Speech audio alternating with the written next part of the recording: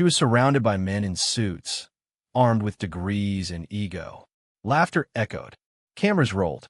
And then the CEO tossed her a challenge no one thought she could meet: to fix a $2 million engine that had crippled the brightest minds in the company. They expected failure. They expected a lesson in humiliation. But what they got was something no one saw coming. Who was this quiet woman? And what buried truth was she about to unleash? Watch to the end, because this isn't just a story about engines. It's about revelation, the strength and brilliance of a single mom. The auditorium of Halverson AeroTech shimmered with glass, steel, and polished reputation. Rows of dark leather seats were filled with an audience of industry giants. Engineers with crisp credentials, journalists with notepads poised, and executives sipping arrogance like fine scotch. Conversations buzzed in clipped technical jargon, punctuated by the occasional knowing smirk. At the center of the stage stood the VEX 9-turbine core, a towering marvel of aviation design, sleek, menacing, and utterly inert. It had bested every mind at Halverson for 3 consecutive days. And today, it had become the centerpiece for something far more brutal than diagnostics: humiliation. Across from the engine, a woman stood in stark contrast to everything around her. Grace Nolan, 38, wore plain jeans and a faded blazer that didn't fit the decor, much less the occasion. Her hands were clean but roughened by labor, and her posture, though upright, betrayed no hunger for attention. No name badge. No autograph. No briefcase full of specs. Just her, standing quietly while the room around her tensed for spectacle. Victor Halverson, the silver-haired CEO, was already playing to the crowd. His voice boomed from the sleek sound system, smooth with showmanship and sharpened with disdain. "Ladies and gentlemen," he began, pacing the stage like it belonged to him, because it did. "We at Halverson pride ourselves on hiring the brightest minds, the most qualified engineers, people who have earned their place through years of proven excellence." He stopped, turned, and gestured toward Grace with a theatrical flourish. "And yet, this woman believes she can stand among them." The laughter started with a few chuckles and quickly escalated into cruel waves. Phones were already raised, capturing video. The press leaned forward, pens scratching faster. Grace remained still. She has no degree, no certifications, no resume worth reading, Halverson continued. And yet she insists she can fix the VX 9-turbine core, something my best and brightest couldn't solve. He crouched, picked up a steel wrench from a nearby cart, and held it up for dramatic effect. It gleamed under the lights like a sword at a public execution. "Miss Nolan," he said, voice dipped in venom, "you have exactly 30 minutes. Then, without ceremony, he let the wrench drop. It clanged against the floor like a judge's gavel. A moment passed, the kind of moment that stretches like a shadow, thick, suffocating, final. Then Grace stepped forward. She didn't rush, didn't flinch, didn't acknowledge the crowd or the sneers. She knelt down and picked up the wrench with careful fingers, her grip sure but unshowy. Her face was unreadable, her eyes fixed on the turbine engine. The room waited, tension crackling like static. Victor Halverson folded his arms and took a step back, satisfied that his trap had been set. His smirk widened. Around him, the audience murmured. Some amused, others just eager to see the fall. The bright camera lenses blinked silently. The timer began to tick. Grace Nolan, the single mom with no formal training, held the tool in her hand like it belonged there. And still, she said nothing. She stood back and started having flashbacks of her life. 5 years earlier, she wasn't scraping by. She wasn't in hiding. She was Dr. Grace Nolan, a rising star in aerospace propulsion, known for her brilliance and her boldness. She had once stood behind podiums at international engineering symposiums, speaking confidently about future propulsion technologies. She had led a research team designing high-efficiency engine cores for orbital spacecraft, technology meant to change the way the world approached atmosphere transition. And she had loved a man named Caleb Winters. He had been her colleague, her partner, and eventually her fiancé. To the outside world, they were a dream team. Charming, collaborative, unstoppable. But beneath the surface, Caleb had harbored a bitter envy of Grace's talent, masked by affection and hollow praise. The betrayal came like a sudden storm. Grace had discovered Caleb downloading classified schematics and research data late one night. She confronted him, horrified, and he turned cold. "I'm doing what you're too sentimental to do," he had said flatly. "Companies will pay millions for this." Her refusal to stay quiet cost her everything. By the next morning, Grace found herself suspended from her project. Security footage was mysteriously doctored. Emails were altered. Testimony was given, bought or coerced. Caleb had laid the groundwork carefully. She was labeled a security risk, quietly released, her career drowned in a bureaucratic whisper campaign. No charges, no trial, just silence. She didn't fight it. What would be the point? Her name was already burned. Her work? Sold. The colleagues who once praised her genius now treated her like a ghost. 1 week after walking away from aerospace, Grace packed her life into 3 boxes, canceled the wedding that would never be, and moved to Detroit. She never told Eli the details, just that they needed a fresh start. And so, she became the woman in jeans and thrifted jackets. The single mom who made ends meet, who loved fiercely, who fixed things. Engines, broken printers, little hearts. She hadn't touched a turbine core in half a decade, until she saw it again. Her design, in a Halverson patent ad, bold and butchered. It was unmistakable. And though no one at Halverson AeroTech knew who she was when she walked into that auditorium, Grace had carried that truth in her silence, in her hands, in her choice to pick up the wrench and face the engine someone stole from her. She had first seen it by accident, an online industry article about Halverson AeroTech's newest innovation, the VX9 turbine core, a next-generation propulsion system hailed as radical, unmatched, game-changing. The promotional diagram embedded in the article made Grace Nolan's breath catch. It was subtle, but not to her. To most, it was a new schematic. To Grace, it was a butchered reflection of her life's work. There, curve along the intake housing, was a modification of her split-vector nozzle. And here, beneath the outer casing, was a telltale pressure rebalancing chamber design. But something was off. The lines were wrong. The tolerances too narrow. The internal resonance paths, twisted, incomplete. They had taken her design, rearranged it without understanding it, and now claimed it as their own. And the worst part? If this engine flew, it wouldn't just fail. It would explode. Now, standing under the hard lights of Halverson's stage, Grace stared at the VX9 in real time. 5 feet tall, metallic gray, humming faintly with residual charge. Sleek, dangerous, incomplete.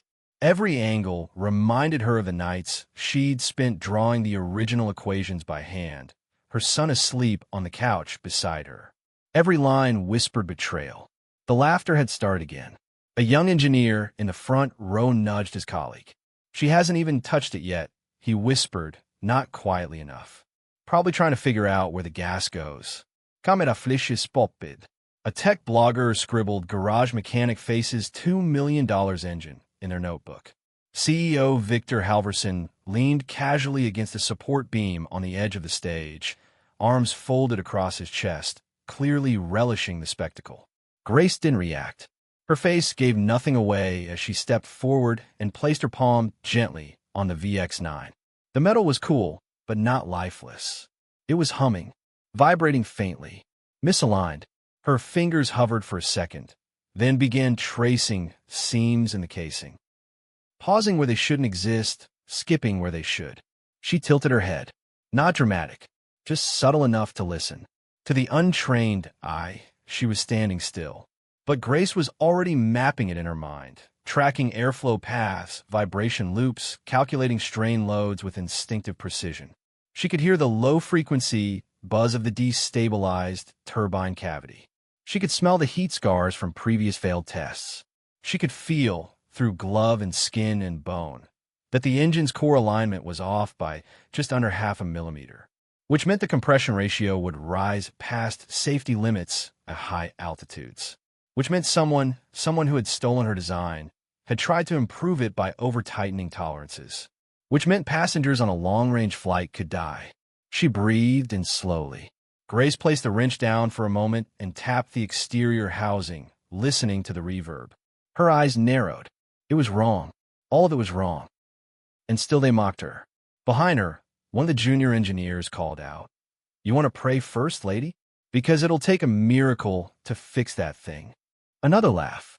Another whisper. But Grace no longer heard them. She was inside the engine now, not physically but mentally.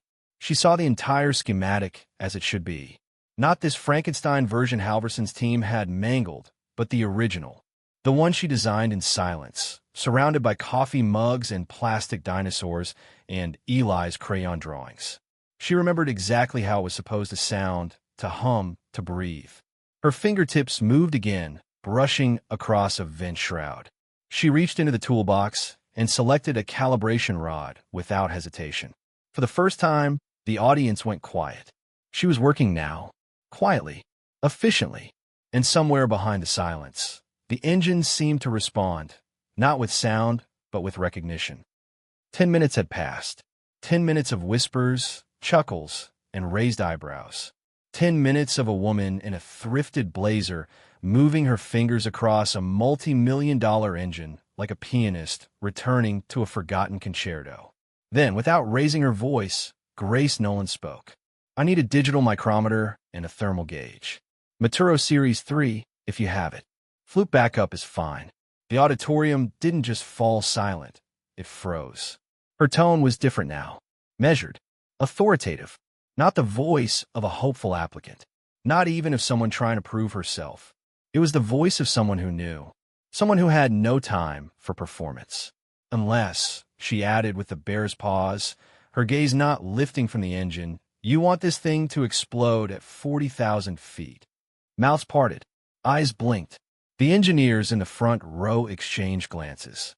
Someone in the back fumbled with their phone, lowering it without realizing.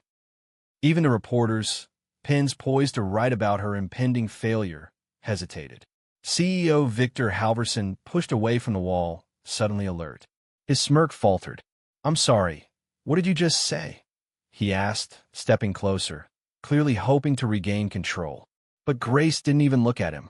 She was already inspecting the thermal ducts again, eyes tracking invisible lines, hands moving with quiet certainty. Her fingers paused at the heat dispersion valve. She gave a slight nudge and frowned. Victor cleared his throat, louder this time. "Miss Nolan, there's a misalignment in the heat vectoring chamber," she said sharply, cutting him off without so much as a glance. "Pressure tolerances will breach at altitude. When that happens, the entire ignition pathway destabilizes. Excuse me, you're not cleared." 4 degrees off center on the thermal axis, she continued, her voice now louder but still terrifyingly calm. "And your compression ratio's been overclocked to 15.2. That's why your simulations failed, and that's why your sensors keep frying." She stood then, turned slightly toward the stage crew, and repeated, "Micrometer engage. Now please." Victor's mouth opened, then closed again. For the first time, the control of the room had slipped from his grip. He looked out at the audience, as if hoping for someone to step in and say something, to restore the comfortable hierarchy. But no one moved. A junior engineer near the back, a guy barely out of grad school, began rifling through a supply kit. A moment later, he jogged forward and handed Grace the requested tools, hands trembling slightly. She gave a curt nod, knelt back beside the VX9, and continued working. All eyes followed her now. The laughter had died. The chuckles were gone. Even the blinking red lights of recording devices seemed to hesitate. She calibrated the micrometer like she'd done it 1,000 times. Her damaged hand, the one she usually protected from stress, moved in perfect precision. Every movement was efficient, surgical, clean. She wasn't showing off. She wasn't performing. She was fixing it. And slowly, the men and women in that room, engineers with stacked degrees, executives with million-dollar decisions at their fingertips, realized they were not witnessing a gamble. They were witnessing a professional reclaiming her place.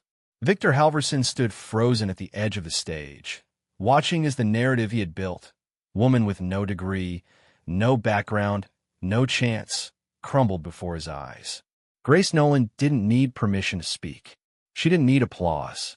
She didn't even need to look up. She already owned the room. And with every turn of her wrench, every reading on the gauge, she was rewriting everything they thought they knew. A single bead of sweat slipped from Grace's brow as she tightened the final pressure coupling beneath the engine's casing. Her hands, steady now, moved with a confidence that left no room for hesitation. The digital micrometer beeped softly in her left hand as she took a final reading, then nodded to herself. It was done. She stood slowly, brushing her palms on the legs of her jeans. The hum of whispered speculation filled the auditorium like static before a lightning strike. "Step away from the engine," someone called from the corner, a security tech, unsure whether to intervene or stay seated. He looked to Victor Halverson, but the CEO gave no response. He was watching Grace now with a pale, unreadable expression. Grace didn't wait for permission. She turned to the nearest console and tapped the display. "Initializing engine diagnostic test," she said clearly. "Stand clear." The room tensed. The VX9 turbine came alive with a deep, steady growl. It was low at first, like a purring giant, then crescendoed into a perfect, calculated whine. The core lit up in pulses of amber light, its inner blades rotating with seamless grace.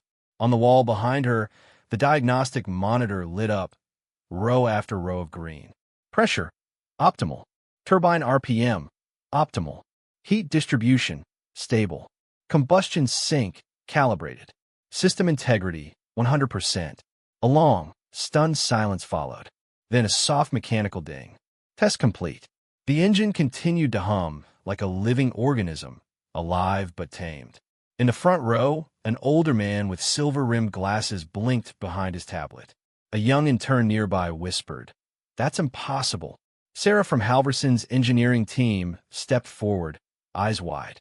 That shouldn't be possible. The resonance alone. How did she know? Grace turned to face the audience. She didn't raise her hands or ask for acknowledgement. Her voice was clear and even louder now, but still steady. "Compression ratio was misaligned," she said, pointing to a section on the overhead schematic.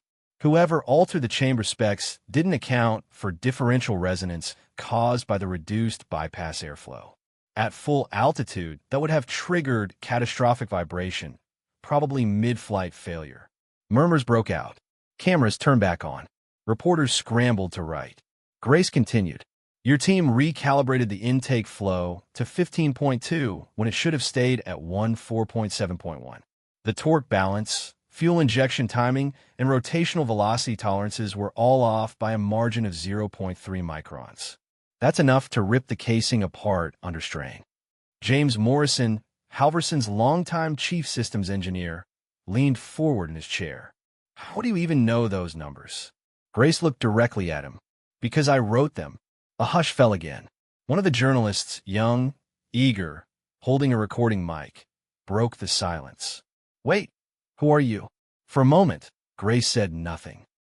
She simply stood there, framed by the still-running engine, the green-lit diagnostics glowing behind her like confirmation. Then she spoke, not softly this time. "I'm the one who built this design 5 years ago."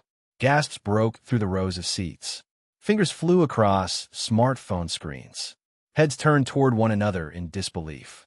Victor Halverson took a slow step forward, his mouth parting as if to object, but he didn't.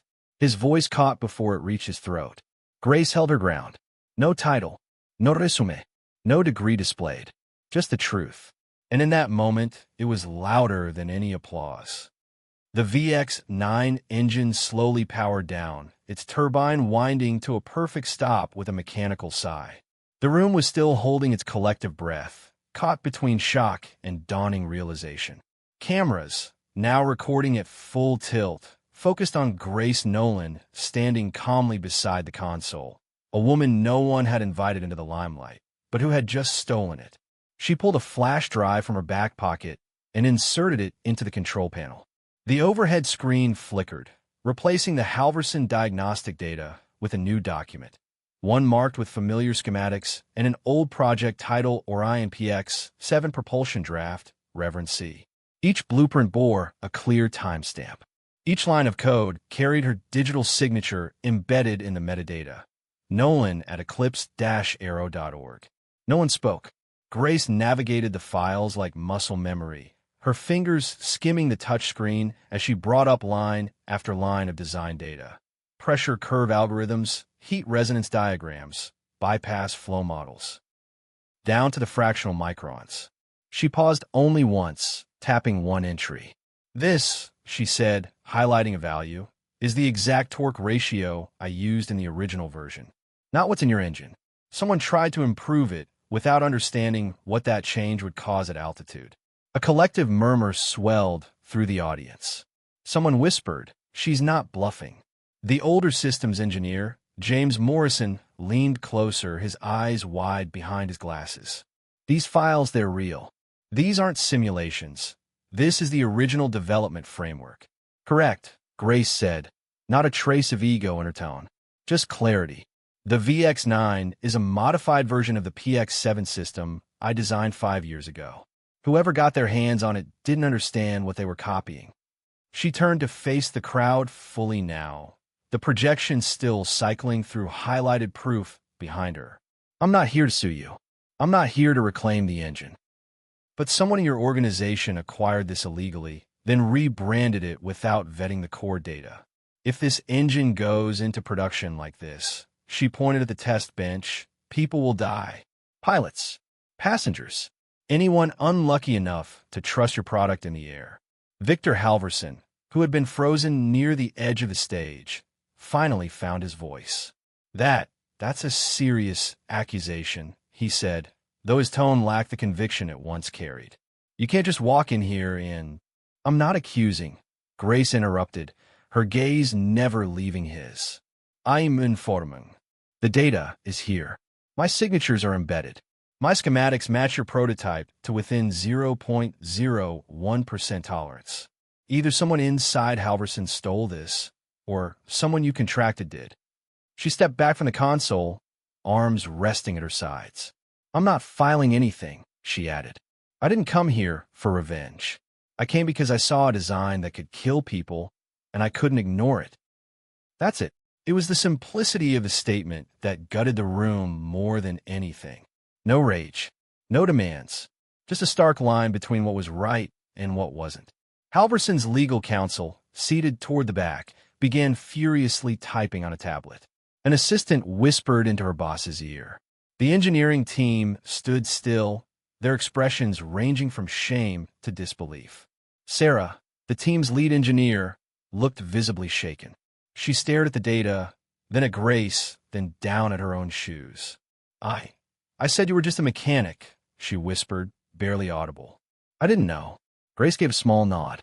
"Not forgiveness, not judgment, just acknowledgement. You judge what you saw," she said gently. "You're not the only one." Halverson, whose face had lost its smugness, opened his mouth again, then closed it. There was nothing to say. The man who had orchestrated the spectacle, who had invited the media to witness a takedown, now stood on a stage surrounded by his own mistakes.